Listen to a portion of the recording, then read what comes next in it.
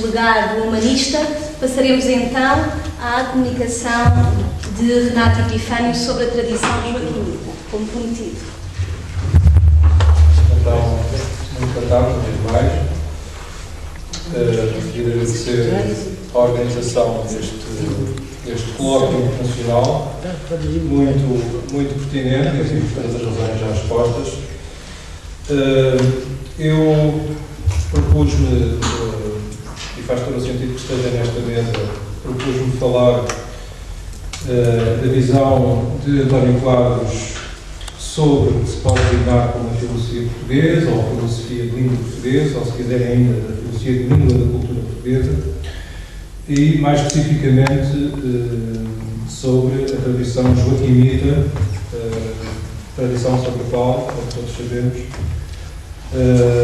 António Quadros se debruçou muito em particular. Passo então, enfim, não vou ler todo o texto para cumprir o tempo, vou procurar fazer uma seleção.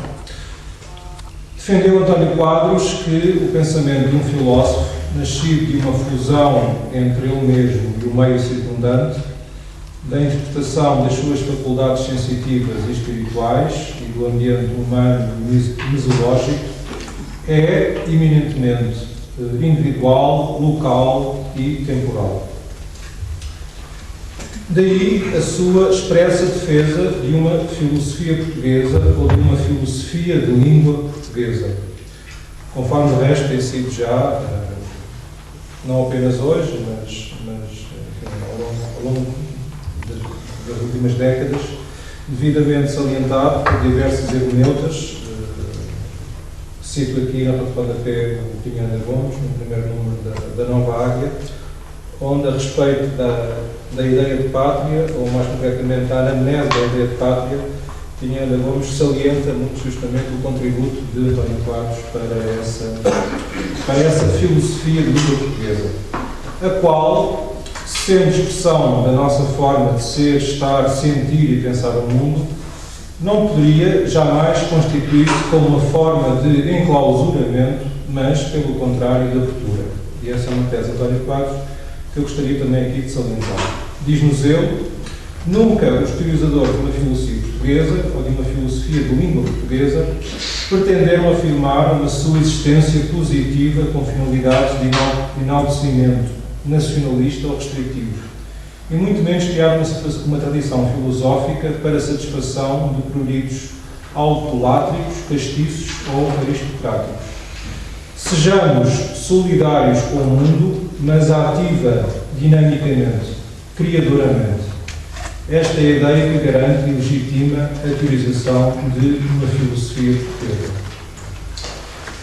Na esteira de António Quadros, equaciona-se, pois, aqui a nossa diferença, a nossa relativa verdade, dir-se-ia, em última instância, a relativa verdade de todas as filosofias.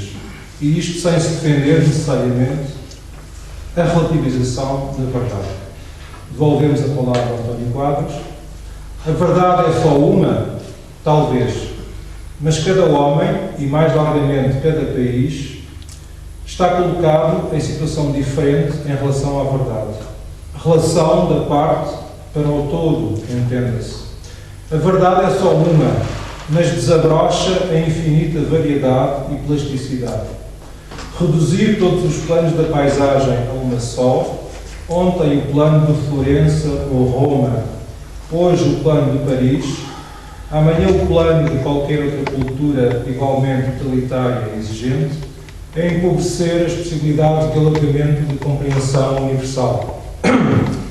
Pelo contrário, possibilitar o desenvolvimento de tantas estéticas quantos os países, de tantos prismas de observação e de conhecimento quantas as resultantes de um determinado circunstancialismo geográfico, étnico, psicológico, político, social e filosófico, é aumentar em número proporcional as tomadas de contacto com a verdade.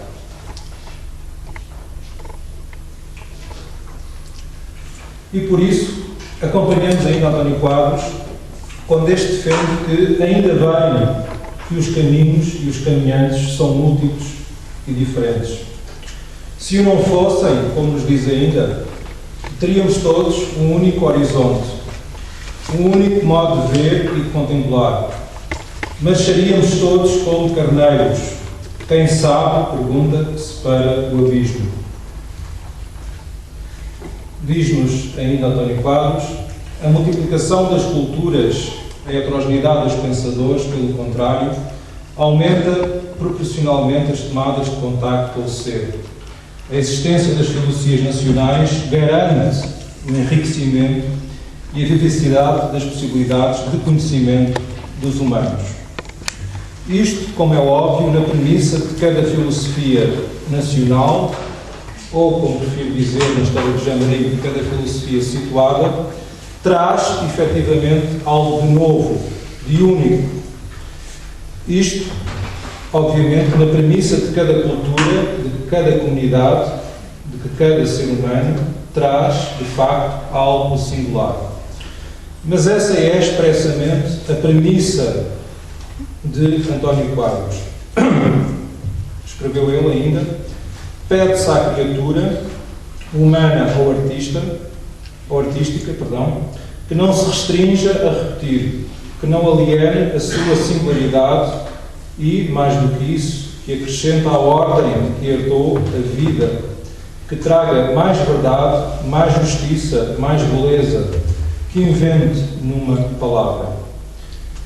De resto, daí também a sua ideia de identidade portuguesa, que, ao contrário do que se poderia supor, também não é algo de fechado, mas, ainda segundo o próprio António Quadros, algo que está ainda e sempre em aberto, à espera que cada um de nós contribua para o seu acabamento. Disse ele, numa entrevista de 11 de março de 1993, porventura a sua última entrevista, que a identidade portuguesa não é, quanto a mim, qualquer coisa de estático, mas qualquer coisa a construir. Pensemos então à questão de tradição joaquimita, e para isso irei abrir um pouco o foco, convocando outros pensadores, nomeadamente Agostinho da Silva e José Marinho. Num gesto que alguns poderão considerar inspirado em Joaquim de Flora, prefigurou José Marinho o advento de uma religião do espírito, que caracteriza, ora, como uma ultrapassagem da religião cristã, ora, como a própria religião cristã na sua mais apurada expressão. Este é um ponto que eu não terei tempo de desenvolver, mas que denota, enfim, alguma ambivalência de José Marinho relativamente ao cristianismo e à religião em geral, mas enfim, depois quando o texto for publicado, isso será devidamente matizado. Eis que certo a consideração que António Quadros subscreveria, em parte, não tivesse ele defendido, como é sabido, que a doutrina das três idades em nenhum lugar deitou raízes tão fundas como no nosso país e na nossa cultura. Não só, como faz questão de frisar, no nosso país e na nossa cultura. Daí a sua referência à Divina Comédia de Dante, que, como salienta, é mesmo por alguns considerada como Apocalipse joaquimita. Daí ainda a sua referência a Lessing e a Comte, cuja lei positivista dos três estados dir-se-ia uma imitação, a contrário senso, da teologia da história do Abade de Flora. E essa é também uma perspectiva que nos pode parecer algo provocatória, mas que, nomeadamente, José Marinho igualmente defende. Diz-nos ele, o positivismo é, afinal, uma forma minorativamente adequada à era filosófico-científica da visão das três ideias do teólogo místico Joaquim de Flora. A idade do Espírito Santo corresponderia, assim, numa inversão radical, à idade do pensamento inteiramente humanizado, sem pressupostos espirituais. Voltando a António Quadros, a sua referência a Fichte e a Hegel, cuja filosofia da história pode, diz-nos, ser considerada como uma tradução filosófica e moderna da teoria de Joaquim de Flora, e finalmente a sua referência a Schelling e ao próprio Marx. Ou seja, António Quadros equaciona, inclusive, o marxismo à luz desta lógica histórica que Joaquim de Flora figurou. Obviamente que, neste caso, invertida. Apesar de ter influenciado de uma forma ou de outra todos estes filósofos, entende António Quadros que é na obra dos filósofos que dominaram os 2 últimos séculos da nossa cultura que a influência de Joaquim de Flora mais se fez sentir. Exemplificando essa sua tese com a referência que faz às obras de Agostinho da Silva, Álvaro Ribeiro, Fernando Pessoa e Jaime Cortesão. O primeiro pela via de uma metanoia mítica e mística. O segundo, Álvaro Ribeiro, pela via filosófica e pedagógica. O terceiro, Fernando Pessoa, pela via alquímico-poética.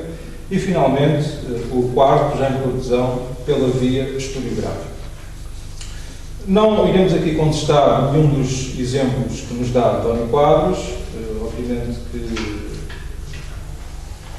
haveria aqui que desenvolver, e enfim, na versão escrita há aqui algumas observações a fazer, nomeadamente a respeito da obra de Jaime Cortesão, em que, se por um lado poderemos de certo encontrar alguma afinidade com a visão de Joaquim de Flora, eu, tal como o professor Brás Teixeira, tenho uma certa inibição em falar de influência. Se podemos, dizia, encontrar alguma afinidade com a visão de Joaquim de Flora, podemos, por outro, encontrar uma não menor afinidade com a visão de Francisco de Assis, conforme, de resto, também já foi suficientemente salientado por diversos elementos, nomeadamente pelo João Ferreira. Cito um artigo em que precisamente ele defende essa tese. Mas, enfim, passando à frente, não contestando aqui nenhum dos exemplos que nos dá António Quadros, ainda que não na mesma medida concordamos com todos eles, particularmente no caso de Agostinho da Silva, que foi, na nossa perspectiva, dos 4, aquele que mais expressamente valorizou o legado joaquimita, tendo mesmo chegado a afirmar, a seu respeito, o seguinte: Joaquim de Flora achou uma solução para o caso que é haver trindade, ao mesmo tempo, simultânea, julgando com a eternidade e o tempo. A eternidade e o tempo são distinções nossas, mas na realidade não há distinção nenhuma. Pode ser que no mundo tudo se passe estando tudo no absoluto. E se há uma história do tempo, a história tem que ter uma época do Pai, uma época do Filho e uma época do Espírito Santo. De resto, a sua utilização do Quinto Império tem óbvias ressonâncias joaquimitas, como o próprio assume. Escreveu Agostinho da Silva: Portugal e Camões perdem a vida por um mundo, sempre do futuro e nunca do passado. Um mundo em que finalmente se conciliassem, se unissem num só corpo de doutrina Aristóteles e Platão, em que o ideal fosse, ao mesmo tempo, um mundo dos sentidos, o que talvez só possa vir naquele reino do Espírito Santo, Joaquim de Flora, sem humildade perante a Igreja e, portanto, diretamente, queria vir a ser a terceira e última idade da história.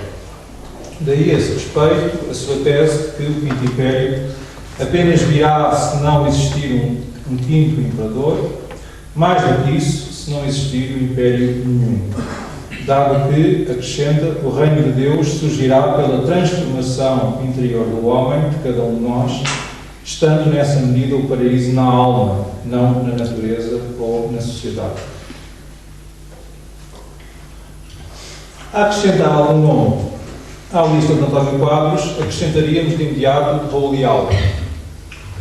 Não tivesse sido ele, e cito de novo Pinheiro Gomes, um irmão espiritual de Joaquim de Flora, para além de companheiro visionário de Bandarra ouvinte exaltado de António Vieira e confrade de Moros e Campanella, tendo chegado inclusivamente a imaginar-se a encarnação de Enoque, profeta do Espírito Santo. Finalmente, equacionaríamos ainda o nome de José Marinho, por mais problemática que seja a sua inserção na linhagem cristã, por mais que heterodoxa, de Joaquim de Flora. De resto, designar também Joaquim de Flora como um heterodoxo também pode ser questionável. Cito a este respeito Manuel Gandra. Joaquim de Flora, diz-nos, não foi o criador de um corpo doutrinário, traduzindo as reflexões sobre o sentido da história universal e interpretando-a em função do fim dos tempos, simplesmente porque essa sempre foi, uma preocupação universal. O cristianismo assimilara do judaísmo, por intermédio do Apocalipse de São João, mesclando-a em casos específicos com contributos pagãos que ora seria fastidioso discriminar. Enfim, passemos também essa questão, mas no caso assinalemos-la. Continuando, a sua filosofia da história de Marinho parece-nos ter, porém, óbvios traços ou ecos joaquinitas. Nas suas palavras, com efeito, encontramos atualmente no extremo da cisão entre o homem e o universo, entre o homem e Deus. Na mais aguda fase de disjunção na consciência humana entre o homem humano e o divino, entre imanência ou transcendência, ou seja, em suma, na última fase do humanismo. E esta é, como sabemos, uma tese em que José Marinho insistiu bastante. Podemos dizê-lo, penso que é justo dizê-lo, na esteira de Leonardo Coimbra, no que esta tese toca, em concreto do Leonardo Coimbra de A Rússia de Hoje e o Homem de Sempre. De resto, há passagens de Marinho em que ele próprio nos reenvia para Leonardo Coimbra, falando dessa exaustão do humanismo. Dessa situação de extrema separatividade, devemos ter, como nos alerta, plena consciência. A consciência plena da crise. Daí também a sua referência à hora extrema que estamos vivendo. Nós hoje, inquietos filhos do momento extremo de um ciclo que finda, se esta é ou não a hora que anuncia a idade do Espírito, Marinho não nos diz. Fala-nos, no entanto, de uma noite genesíaca, de um novo ciclo. Diz-nos ele, concluímos hoje um ciclo de pensamento humano que teve o exclusivo sentido do vir e do tempo e da liberdade, do mesmo passo que iniciámos um novo. Fala-nos também de uma nova era, de uma nova humanidade. Fala-nos, todavia, de uma nova religião, da religião do Espírito, que qualifica como a verdadeira religião, como a religião da liberdade. Fala-nos, contudo, de uma nova filosofia, de um saber outro, mais propriamente do saber do outro, do enigma do ser e não do drama da existência. Enfim, isto também está devidamente tematizado no texto, como sabemos. Este horizonte marcado ou assinalado por esses dois marcos, o marco do drama e o marco do enigma, foi um horizonte que, poderia dizê-lo, acompanhou todo o percurso filosófico e espiritual de Marinho. Ora, É nesse horizonte que Marinho equaciona o que ele próprio designa como a via aberta do pensamento português e da filosofia portuguesa. Diz-nos ele ainda, num texto que tem por título A Situação Ibérica, publicado no jornal 1º de janeiro, no dia 10 de dezembro de 1952, sim, é evidente, demasiado evidente, suspeitosamente evidente. Os ibéricos regressaram à Idade Média e até mais atrás. Regressaram a qualquer coisa de oriental. Este Oriente, que aqui se assinala, não é, porém, ou não remete, porém, para uma qualquer tradição que nós possamos hoje determinar. Marinho refere-se a esse Oriente nestes termos, é um fluxo de tempo que não chegou a ser e que, na sua visão, e daí também essa afinidade com António Quadros, se pode encontrar numa certa tradição da cultura portuguesa. De resto, é essa luz que quer o José Marinho, quer o próprio António Quadros, questionam essa visão mais comum, essa visão um pouco decadentista, que considera que a cultura portuguesa, nomeadamente em comparação com outras culturas europeias, permaneceu historicamente atrasada ou desfasada. António Quadros e José Marinho reequacionam, em última instância, invertem essa perspectiva, não apenas os dois, estão a lembrar também de Álvaro Ribeiro, que tem muito interessantes observações nesse sentido. Isso, de facto, é um repto para nós, hoje, nos repensarmos, não apenas o nosso presente, mas, essencialmente, o nosso futuro possível. Obrigado.